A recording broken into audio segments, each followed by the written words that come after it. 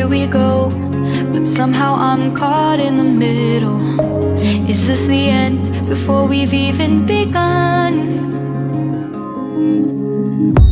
Should I work against the flow, a drop in the ocean so endless, reaching for our moment? Hello दोस्तों, तो चलिए आज बहुत ही useful tips and tricks आपके साथ share करने वाली हूँ। तो ये देखिए, जो अलमीरा में जो साड़ी होता है तो साल में एक बार हम लोग धूप में तो देते ही हैं, लेकिन प्रॉब्लम ये आ जाती है कि जो कीमती साड़ी है, अच्छा वाला साड़ी है, अगर धूप में देते हैं हैंगर में इस तरह से टांग के, तो साड़ी धूप में बहुत देर तक रहने के कारण थोड़ा सा फेड हो जाता है, जैसे लगता है कलर डिसकलर हो गया है। तो मैं आपको एक नुस्खा बताती हूँ, तो आप अलमीरा का जो कपड़ा है आसानी से आप धूप में दे सकते हैं। तो देखिए, एक ऐसे क्लॉथ बैग ले लीजिए कि साड़ी में वो अच्छी तरह से फिट आ सके। तो इसको मैंने उल्टा कर लिया है। अब इसको आप एक फ़ोल्ड कर ले और एक छोटा सा एक कट लगा ले। और ये कट मैं क्यों लगा रही हूँ मैं आपको बताती हूँ। तो देखिए, मैंने ये बैग को फ़ोल्ड कर लिया है और एक छोटा सा कट लगा लिया है। Back on the shore, one foot in front of the other. Close my eyes. अब जो हमारा साड़ी है वो आप क्लॉथ बैग के अंदर कर दे। और ये कट इसलिए लगाया गया है ताकि जो हैंगर है, हैंगर का जो हैंग करने का जो हुक है वो आसानी से बाहर आ सके। और देखिए ये कितनी आसानी से बाहर आ गया है।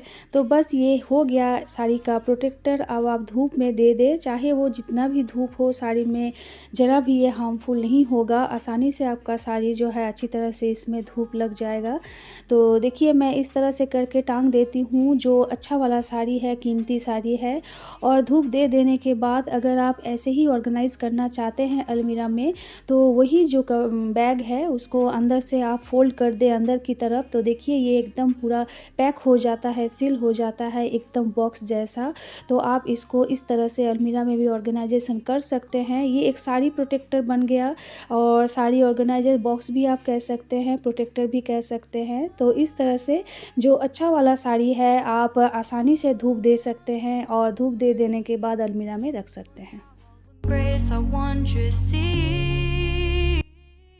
साड़ी तो हम लोग पहनते हैं और प्लीट भी करते हैं, लेकिन अगर जो बॉर्डर है उसमें अगर जरी वर्क है, हेवी वर्क है, तो उसमें प्लीट करना बहुत ज़्यादा मुश्किल हो जाता है। खासकर सेफ्टी पिन लगाना बहुत ज़्यादा प्रॉब्लम हो जाती है।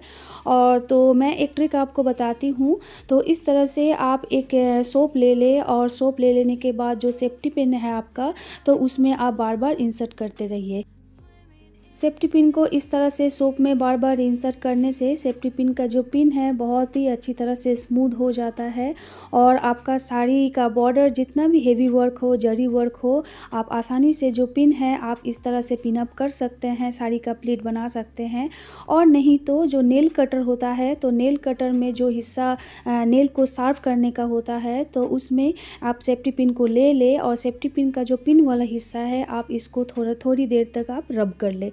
तो आपका जो सेफ्टी पिन का जो मुंह है, जो जहाँ से एंटर होता है, तो ये बहुत ही अच्छी तरह से शार्प हो जाएगा, और साड़ी में बहुत ही अच्छी तरह से पिन अप हो जाएगा। तो देखिए मैं आपको करके दिखाती हूँ। तो ये साड़ी में जो जरी वर्क का काम किया हुआ है पूरा बॉर्डर में, तो इस तरह से आप सेफ्टी पिन को आप जरी वर्क होने के बावजूद भी बहुत ही अच्छी तरह से पिन अप कर सकते हैं। But somehow I'm caught in the middle. हम लोग जब बाहर ट्रैवल करते हैं तो सोप तो लेना मैंडेटरी होता है, सोप लेना एसेंशियल होता है, लेकिन प्रॉब्लम तब आ जाती है इसको कैरी करना।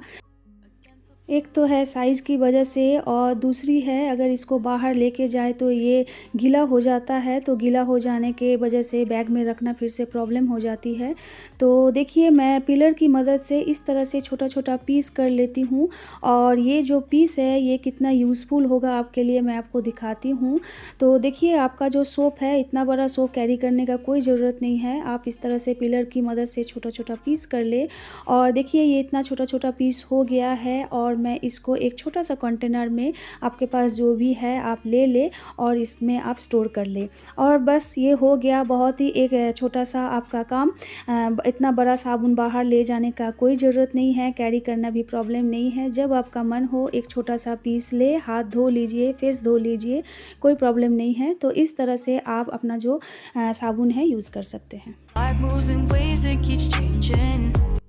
किचन में तो सीज़र रखना एसेंशियल है क्योंकि इसका यूज़ हर रोज़ होता है, लेकिन बहुत दिन यूज़ हो जाने के बाद इसका जो शार्पनेस है ये धीरे धीरे ख़त्म हो जाता है। तो मैं आपको एक टिप बताती हूँ। आप इस तरह से फॉइल पेपर ले ले और फॉइल पेपर को थोड़ा सा मोटा करके आप फोल्ड कर ले और इसको रैंडमली आप कट करते रहिए। जिधर भी मन हो आप इसको कट करते रहिए। ये करने के बाद आप खुद ही चेक कीजिएगा, आपका जो सीज़र है वो पहले से बहुत ज़्यादा शार्प हो जाएगा। तो इस तरह से आपका जो कैंची है धारदार बना सकते हैं। You're still mine. तो चलिए और एक नुस्खा लेके हाजिर हूँ। तो मैं ले लेती हूँ एक ऐसे बॉटल, और ये जो बॉटल है ये एकदम सफ़ेद होना चाहिए, इसमें कोई भी स्टिकर नहीं होना चाहिए, और जो पानी है ये भी साफ़ पानी होना चाहिए। इसके बाद मैं ले लेती हूँ कुछ फॉइल पेपर। तो फॉइल पेपर को इस तरह से मैंने छोटा छोटा गोल गोल बॉल जैसा बना लिया है और इस वाटर में मैं दे देती हूँ। तो देखिए ये कितना चमकीला बन गया है, अंदर से कितना ज़्यादा चमक रहा है। तो पानी भी आपका साफ़ होना होगा। और देखिए मैं एक छोटा सा रिबन ले लेती हूँ। रिबन हो या रस्सी हो जो आपके पास है, आप इस तरह से ले ले और इसको अच्छी तरह से टाई कर ले ताकि ये गिरे ना। और देखिए मैं 2 हिस्सा इस तरह से रखूँगी और इसको भी टाई कर लूँगी ताकि मैं हैंग कर सकूँ। तो ये बन गया है, बस अब कुछ नहीं करना है। जहाँ पर आपका बहुत ज़्यादा छिपकली है, कॉकरोच है, आप जाके वहाँ टांग दीजिए। तो ये खिड़की के बाहर होगा तो अच्छा होगा, ये चमकेगा और चमकीला ये देख के कोई भी कीट पतंग नहीं आएगा। सर्दी खांसी बुखार हो तो सिरप तो लेना ही पड़ता है, लेकिन प्रॉब्लम तब आ जाती है। तो देखिए इस तरह से जो शीशी है पूरा शीशी में एकदम लग जाता है ये सिरप ले लेने के बाद। अगर सिरप मीठा है तो इसमें चींटी भी लग जाता है। तो मैं आपको एक उपाय बताती हूँ। तो इस तरह से ना आप पतला सा एक रबर बैंड ले ले और रबर बैंड को इस तरह से आप टाई कर ले और इसका जो मुँह के ऊपर आप इस तरह से दे दें। तो देखिए मैंने किस तरह से इसको टाई कर लिया है। बस इसको ऐसे ही रहने दें और ऐसे ही रहने के बाद आप इस जो सिरप है आप यूज़ कर सकते हैं। तो ये सिरप गिरेगा भी नहीं, चींटी भी नहीं लगेगा, और ये हुआ ना एक बहुत ही आसान सा नुस्खा। तो आप इसको यूज़ कर सकते हैं।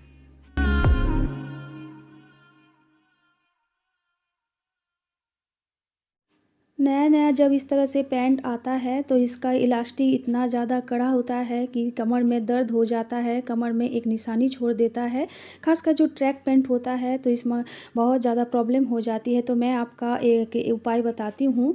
तो देखिए मैंने एक ले लिया है बकेट, और बकेट को मैं भी इस तरह से उल्टा कर लेती हूँ और जो पैंट है इसको मैं पीछे से पहना दूँगी। तो आपका वेस्ट का साइज़ जितना चाहिए तो पैंट को आप इस तरह से नीचे कर लीजिए। तो देखिए बकेट का जो बड़ा वाला हिस्सा है ये नीचे की तरफ है, तो आप इसको खींच के इसको नीचे कर सकते हैं, नहीं तो मीडियम में ही रख सकते हैं। और बस ले ले एक हेयर ड्रायर जो हेयर ड्राई करने में काम आता है। तो ये जो बकेट में पहनाने के बाद पैंट का जो रबर बैंड का जो हिस्सा है तो इस जगह पे आप अच्छी तरह से जो हेयर ड्रायर है इसको आप स्प्रे करते रहिए। तो देखिए मैं किस तरह से इसको ब्लो कर रही हूँ, और जो इलास्टिक है ये बहुत ही अच्छी तरह से ये थोड़ा सा फ्लेक्सिबल हो जाएगा। और इसको 1 मिनट तक रख दीजिए और रखने के बाद आप इसको खोल लीजिए। तो अब आप इसको पहनिए। जो आपका जो वेस्ट का साइज़ है थोड़ा सा बड़ा हो जाएगा और जो इलास्टिक है ये भी थोड़ा सा सॉफ्ट हो जाएगा। तो इसका जो कमर में निशानी हो जाता है, कमर में दर्द हो जाता है, तब कोई प्रॉब्लम नहीं है। तो इस तरह से आपका जो पैंट का जो कमर का हिस्सा है आप इस तरह से इसको बड़ा कर सकते हैं। Life moves in ways that keeps changing. ज़्यादा तेल खाना सेहत के लिए अच्छा नहीं होता है, लेकिन कभी कभी गलती से बहुत ज़्यादा तेल गिर जाता है जब हम लोग सब्ज़ी बनाते हैं, चिकन मटन जो भी बनाते हैं, या इसका जो तेल है ये ऊपर आ जाता है। और देखिए इस तरह से अगर आप जो तेल है इसको अगर निकालना चाहे तो ये अच्छी तरह से निकलता नहीं है। जो ग्रेवी है, सब्ज़ी है, ये ऊपर से आ जाता है, तेल तो साइड नहीं होता है। तो इसका भी मैं आपको एक ट्रिक बताती हूँ। अगर ज़्यादा ऑयल हो जाए आपका सब्ज़ी तो इस तरह से आप कुछ आइस क्यूब्स ले लें और आइस क्यूब्स को इस तरह से लैडल के ऊपर दे दें और जो भी हो 3 हो या 4 हो जितना है आप इस तरह से दे दें ताकि ये एकदम पूरा भर जाए। और जो सब्ज़ी है तो सब्ज़ी के ऊपर आप इस तरह से धीरे-धीरे देते रहिए। तो आप खुद ही देखिएगा जो ऑयल है ये पूरी तरह से लैडल के पीछे एकदम चिपक जाता है। तो देखिए मैं आपको दिखाती हूँ। तो इस तरह से ना जो ऑयल है सब्ज़ी का आप इस तरह से इसको ड्रेन कर सकते हैं। तो थोड़ा-थोड़ा इसको आप टच करते रहिए ऑयल के ऊपर, सब्ज़ी के ऊपर। जो ऑयल है ये अपने आप ही चिपक जाएगा लैडल के पीछे और हाथों की मदद से आप धीरे-धीरे जो ऑयल है आप इसको ड्रेन कर लें। तो देखिए आपका जो ज़्यादा ऑयल है, ये ऑयली सब्ज़ी है, ये एकदम ऑयल फ्री हो जाएगा और आसानी से आप इसको निकाल सकते हैं। तो देखिए मैंने कितना सारा ऑयल निकाल लिया है। तो आप लैडल की मदद से और आइस की मदद से इस तरह से आप काम में लगा सकते हैं। तो आशा करती हूँ ये सब छोटा-मोटा ट्रिक भी आपके लिए बहुत ज़्यादा यूज़फुल होगा।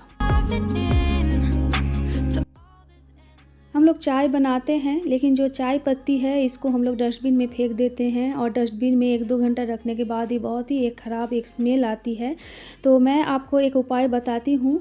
तो पहले आप जो चाय पत्ती है इस तरह से आप पत्ती को पानी दे के आप धो लें और धो लेने के बाद स्ट्रेनर की मदद से स्ट्रेन कर लें। तो इस तरह से जो चाय पत्ती है ये अच्छी तरह से ये धुल जाएगा। इसमें जो मिल्क और चीनी होता है तो अच्छी तरह से ये धुल गया है। तो देखिए ये आप सॉइल में यूज़ कर सकते हैं, पौधे में आप दे सकते हैं। तो ये पौधे ग्रो करने में, प्लांट्स ग्रो करने में बहुत ज़्यादा हेल्पफुल होता है। और नहीं तो अगर आप फेंकना चाहते हैं तो इस तरह से चाय पत्ती को ले लें और हाथों की मदद से अच्छी तरह से निचोड़ लें ताकि इसमें ज़रा भी पानी नहीं हो। तो बस आप कुछ करना नहीं है, आप इसको अब डस्टबिन में फेंक दीजिए। तो जो डस्टबिन का जो ख़राब सा एक स्मेल है इसमें नहीं आएगा और आपका जो डस्टबिन है ये बदबू रहित होगा। तो आशा करती हूँ ये छोटा-छोटा टिप्स और ट्रिक्स आपको बहुत अच्छा लगा और लगा तो लाइक, शेयर एंड सब्सक्राइब करना ना भूलिए। तो बस आज यहीं समाप्त करती हूँ। खुश रहिए। Tata, bye bye. Here we